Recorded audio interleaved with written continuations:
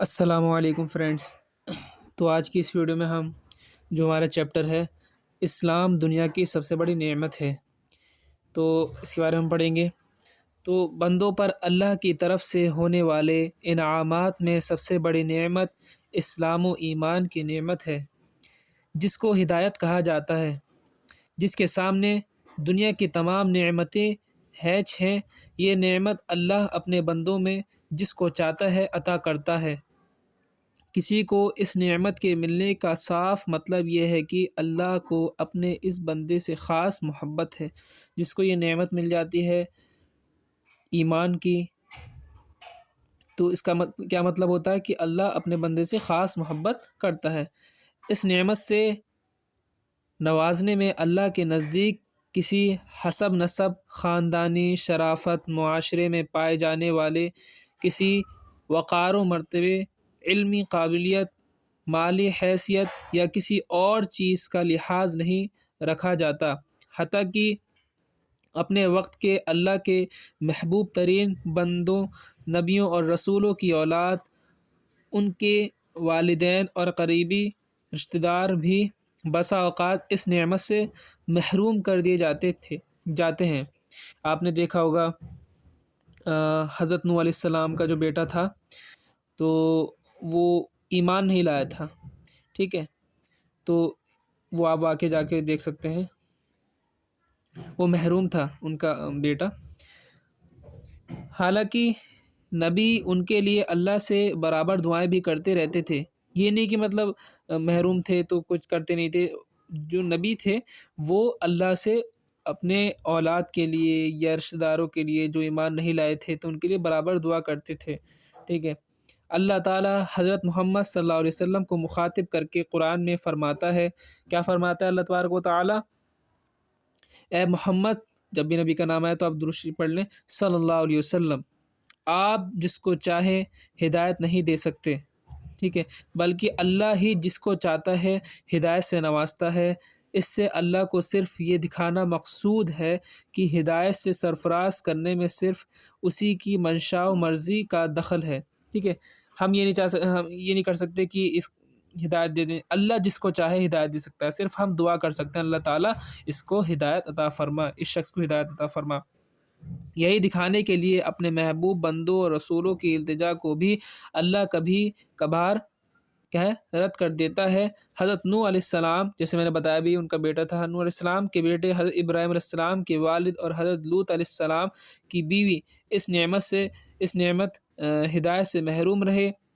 خود حضرت محمد صلی اللہ علیہ وسلم کے محبوب چچا، ان کے چچا کا نام کیا تھا؟ نبی صلی اللہ علیہ وسلم کے ابو طالب کو بھی یہ دولت نصیب نہیں ہوئی، جنہوں نے بچپن سے جوانی تک آپ کی پرورش کی تھی اور اپنے بیٹی کی طرح آپ کو پالا پوسا تھا۔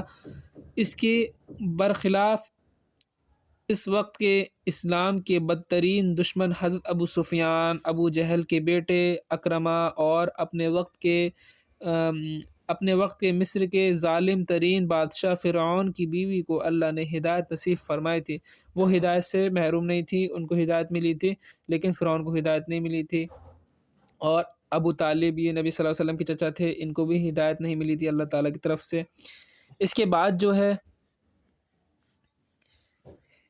اسلام کی اس نعمت کی یہی وہ اہمیت ہے کہ ایمان کی حالت میں فقر و فاقہ سے تڑپ تڑپ کر جان دینے والا، لاغرو، نحیف اور بے سہارا انسان اللہ کے نزدیک زیادہ محبوب و پسندیدہ ہے۔ دنیا کے اس حاکم بادشاہ سے جو دنیا کی ساری حکومتوں، سلطنتوں کا مالک اور دولت کا حامل ہے، لیکن ایمان و اسلام کے بغیر وہ اس دنیا سے جا رہا ہے، ٹھیک ہے۔ تو بہت سے بادشاہ ایسے بھی گزرے ہیں کہ جن کے پاس بہت کچھ تھا، دنیا کی دولت تھی، حکومتیں تھیں، تب بھی وہ اس دولت سے، ایمان کی دولت سے کیا تھے؟ محروم تھے۔ اس کے بعد صرف اسی ایک گراں یہ نعمت پر اگر کوئی انسان اللہ کا شکر ادا کرتے ہوئے زندگی بھر اپنا سر سجدے میں رکھ کر گزارے ٹھیک ہے، گزارے تو بھی اس نعمت کا شکر ادا نہیں ہو سکتا۔ اگر کوئی انسان پوری زندگی سجدے میں سر جھکا کر اس نعمت کا شکر ادا کرتا رہے تب بھی اس کا کیا شکر ادا نہیں ہو سکتا۔ اس نعمت پر بندے کی طرف سے مسلسل اور ہمیشہ پابندی کے ساتھ شکر ادا کرنے کا فائدہ یہ ہوتا ہے کہ اسلام کی یہ دولت اللہ مرتے دم تک اس کے لیے باقی رکھتے ہیں۔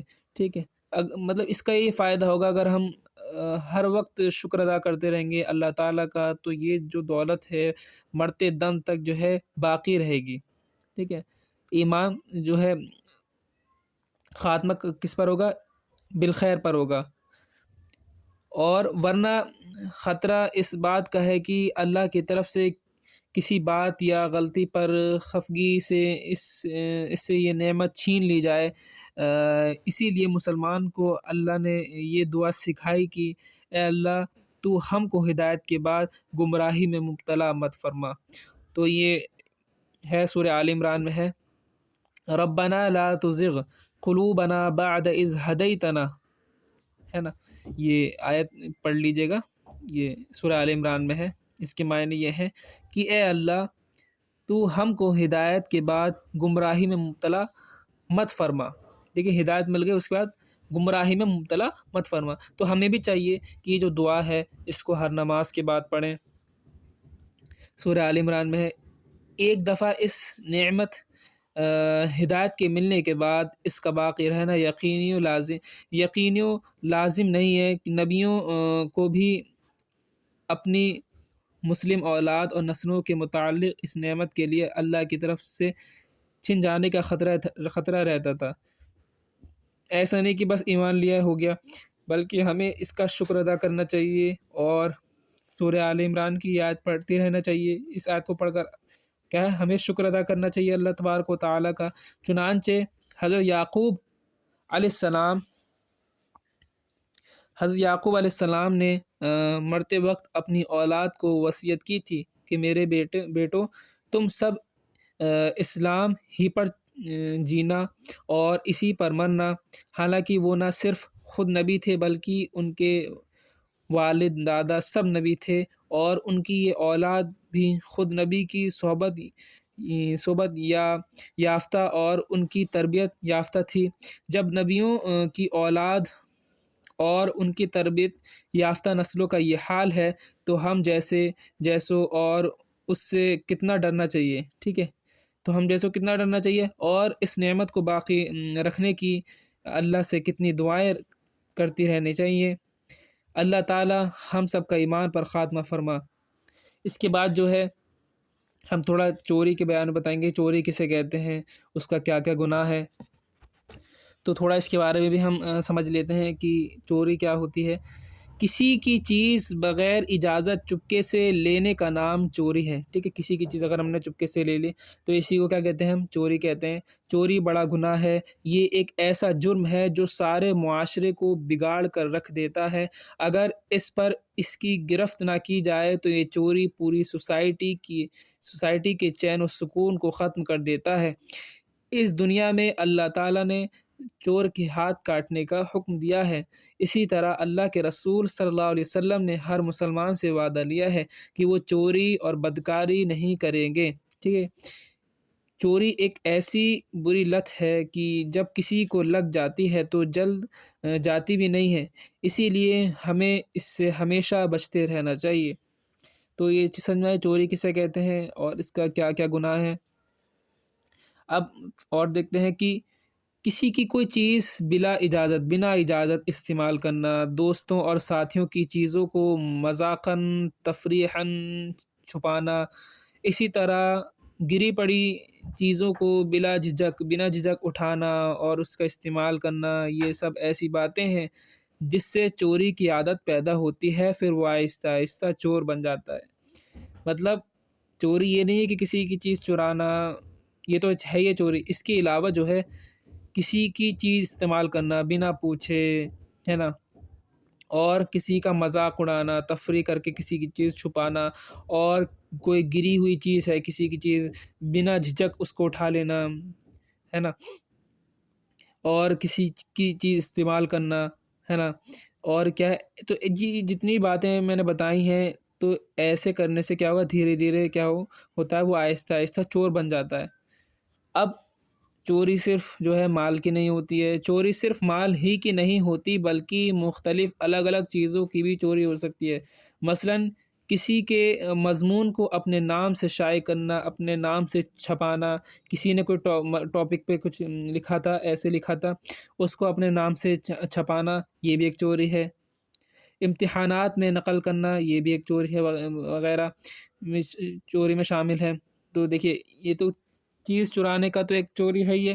اس کے علاوہ مذاق میں کسی چیز لینا، چھپانا، یہ بھی چوری میں شامل ہو جاتا ہے دھیرے دھیرے آگے چل کے۔ اور کسی کے مضمون کو اپنے نام سے شائع کرنا، یہ بھی ایک چوری ہے۔ امتحانات میں نقل کرنا، یہ بھی ایک چوری ہے۔ اسی طرح اللہ کے رسول صلی اللہ علیہ وسلم نے نماز کی چوری کو بدترین چوری قرار دیا ہے۔ نماز کی چوری یہ ہے کہ رکوع سجدوں میں کو صحیح طریقے سے ادا نہ کیا جائے۔ تو نماز کی چوری یہ ہے کہ نماز تو پڑھ رہے ہیں لیکن جو سجدے ہیں اور رکوع ہیں ان کو صحیح طریقے سے ادا نہیں کر رہے ہیں، تو یہ کیا ہے، ایک نماز کی چوری ہو گئی۔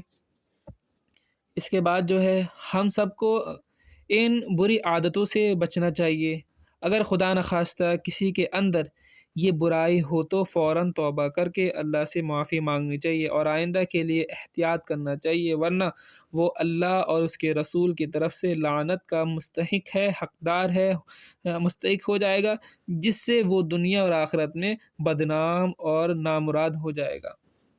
تو آج کی اس ویڈیو میں ہم نے کیا کیا دیکھا کہ چوری کس کو کہا جاتا ہے، کسی کی چیز بلا اجازت اس سے لے لینا یا چھپانا یا چرانا، اور کسی کا مضمون اپنے نام سے شائع کرنا، اور امتحانات میں نقل کرنا۔ نماز کی چوری یہ ہے کہ آپ سجود اور رکوع کو صحیح طریقے سے ادا نہیں کرتے، اور ایک قلت کی بھی ہوتی ہے کہ آپ جو ہے حروف کو صحیح مخارج سے ادا نہیں کر رہے ہیں، مخارج میں کیا ہے، چوری ہوتی ہے۔